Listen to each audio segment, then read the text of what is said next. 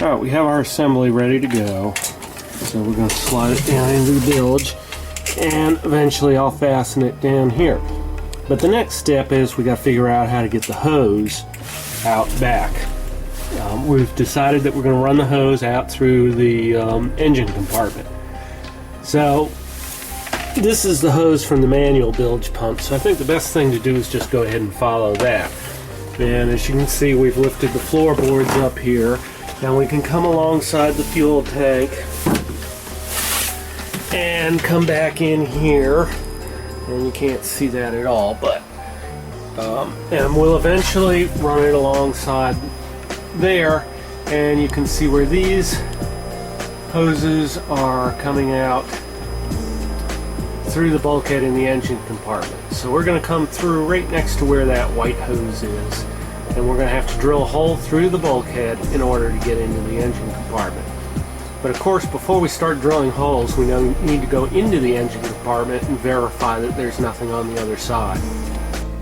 Looking in the engine compartment, we can see where the hose comes through here. So this looks pretty simple. We've got a little bit of room right next to that other one. And what we'll do is we'll come up, and we'll probably follow a similar path that this hose runs, only we'll come across here to the other side of the engine compartment, and you can see where this through hole is, the white hose there. We're going to drill a hole next to it. The reason we're coming out here is because I'm not sure how well you can see it in the video, but this is a cored hull, and the core tapers off here, so we have solid glass in this area, and we don't have to mess with the core. It's also better just to keep the through holes together, and we'll do a loop just like that one. So we should be good to go. We've got plenty of room to work with, so all we got to do is go ahead and run the hose. So first step is we'll go ahead and drill the hole. Using the hole saw, we're going to drill right through the bulkhead.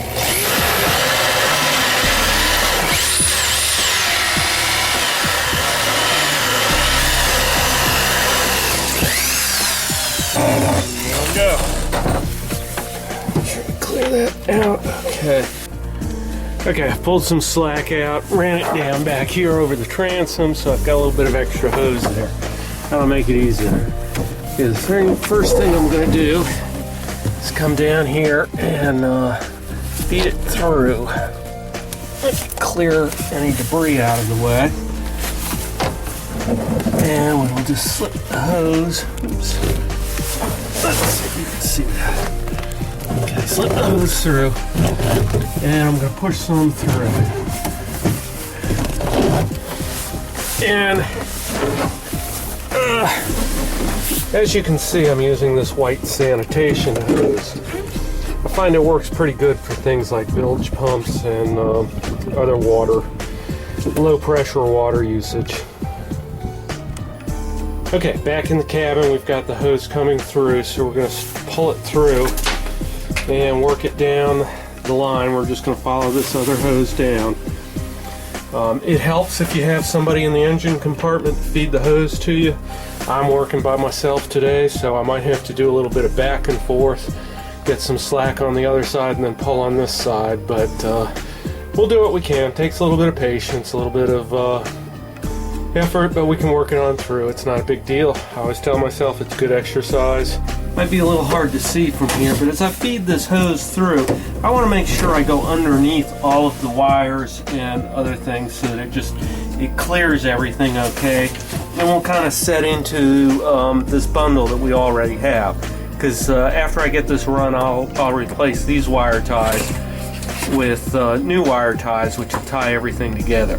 But we want to make sure that we go underneath all the wires that we can. That's one of the biggest mistakes people make, is they just jam the thing through the hole and they just get it all tangled up in wires and stuff, and it just makes for a very sloppy installation.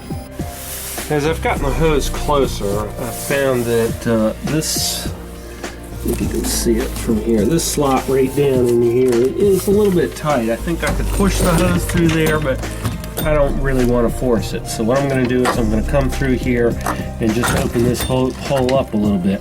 And I want to be careful that I don't hurt any of the other hoses in there.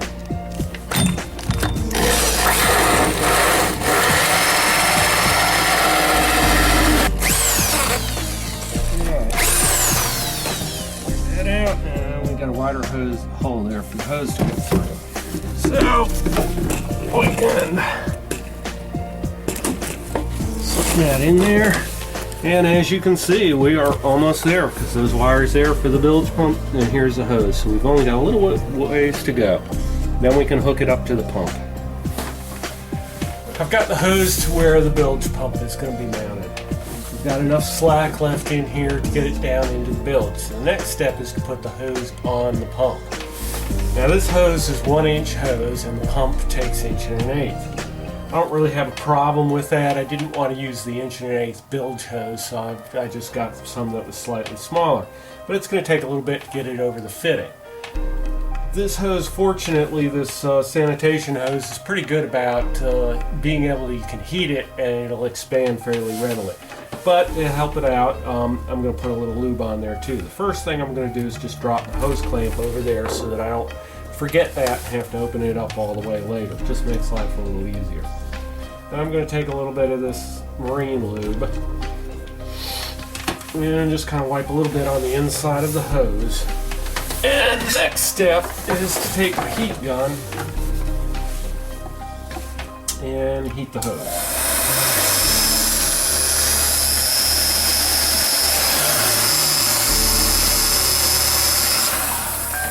Alright, hopefully that will do it. The hose is a little bit soft. So now all we do is just gently flip that over there. Okay, now we can take the hose clamp up. I like to tighten the hose clamp up while the hose is still warm and soft because that helps compress it down fairly well.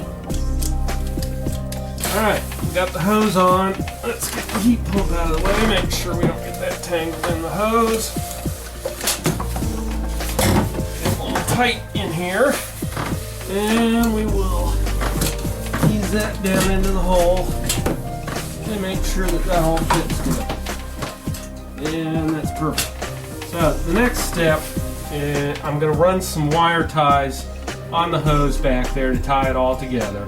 Then I'll go ahead and do the hose on the other side of the hull, which I don't think I need to videotape. So we'll do the hose on the other side of the hull, get that all set to go, then we'll proceed with the wiring. Alright, let's get to it. I've got the hose running into the engine compartment, so now it's time to tie it up to the bulkhead. I'm going to use these little plastic clips that I can put a screw through and then in turn push the wire tie through to tie the hose to it. I'm using this because it's relatively convenient. It's also the way the boat's been built, so I'm sticking with the same kind of thing. There's other clamps you can use, like screw down wire ties with the wire ties with the screw hole in them already, such as this. You can see the hole right there. Or the Adele clamps or metal clamps that strap around it. But this is what I've got, and this is what was used by the boat builder. So it's kind of best to stick with the same style of construction, not go to something different. So the first thing we're going to do is run the hose across the bulkhead over to the other side, where we're going to install the through hole, which will be the next process. So let's get to it.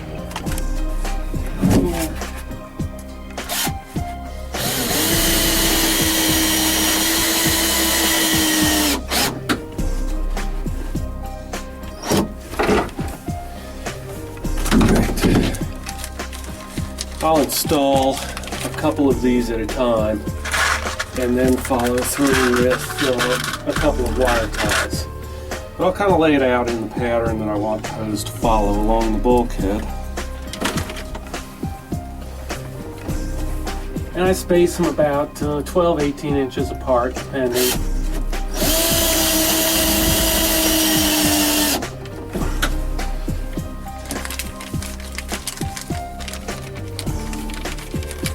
Want to make a nice neat run for the hose, and it helps to kind of maybe hold the hose there a little bit and see about where the next clamp is going to want to come out.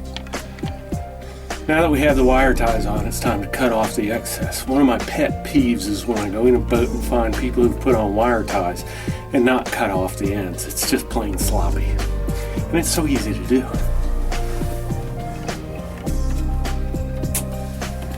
Also gives you a chance to give the wire tie a little tug with the pliers to kind of cinch it up a little bit tighter. The hose is now run, and you can see I've got the end of it coming out down here. A little hard to see. A little bit of excess hose there, but that's okay. Better too much than too little. The next step is I'm going to drill a hole right next to this through hole that's already in here. This is for the shower sump bilge pump. So it's not a bad idea to just go ahead and stick the hole right next to it. And as I might have mentioned in an earlier video, I'm choosing this location back in the engine room. 1, because it's easy to get at the through hole. 2, because there's already an area where the core has been cut back so that we don't have to drill through the core. We're just drilling through solid glass. I'm going to use a basic plastic through hole, nothing fancy here. We're above the water line, so it's not a big deal. I tend to like plastic just because it's doesn't corrode, doesn't leave weeping stains down the hull side, and once again it is above the water line, so not an area where we're really concerned. They're easily replaced, so they work out pretty good for this. I have no problem with using plastic at all, particularly above the water line. Alright, so what we've got to do is we've picked our drill out, we've got our hole saw, we've fit it, we've made sure that it's the right size, so it's time to drill the hole and pop the through hole in there. And it's a little tricky here. Hopefully you can see this, but we got some wires, of course, in the way. But not a big deal.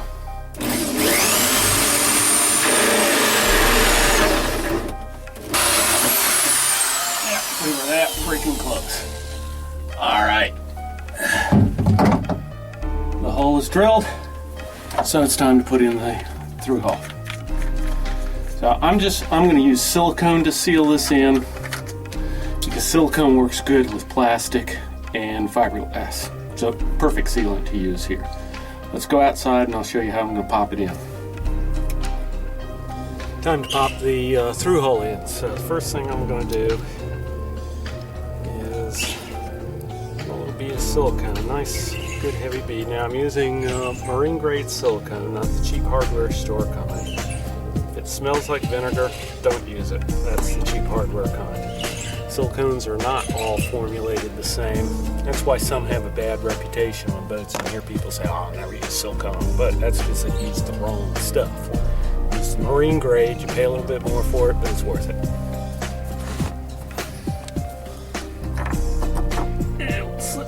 Hole, and then we'll go inside and put the nut on it and tighten it up.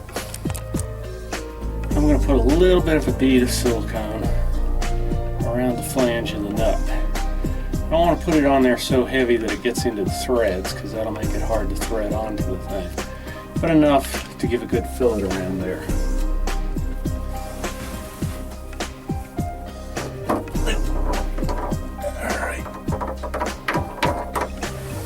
As I tighten that up, that'll squeeze down and squish in there and fill that pretty good. And go ahead and close that up real quick. And I'm going to use basic channel locks just to snug that thing down. With plastic through holes, you don't want to over tighten them. You just want them nice and snug. There we go. Nice and firm, but not too tight. Next step will be to go outside and clean up the excess caulk from around there. I'll be right back. Alright, now that I've got the through hole in, we want to cut the hose to length. So cut it off right about there. You want to use a razor knife, and obviously you have to be careful with a razor knife. And that's a good one. Twist on the end to break that off. Okay. Out of the way, get that out of our way. And like I did before on the bilge pump end, a little bit of marine lube. Oh, just a little bit will help that hose slide over there. And once again, we're going to heat it at first. Slip the hose clamps on. You can see how I'm going to put them as the opposite, like that, head on either side. Actually, I'll flip that one around. The reason for that is you can develop a bit of a flat spot right underneath the head of the hose clamp. And by putting them opposite, you kind of eliminate that flat spot, or at least you don't have that flat spot all on one side. Okay.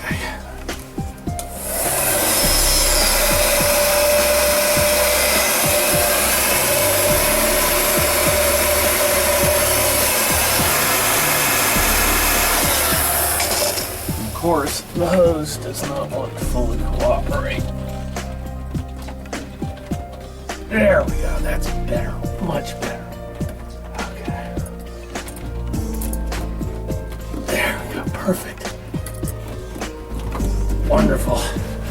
All right, we're gonna hold that straight for a second while that thing sets up so it doesn't kink on us while it's still hot.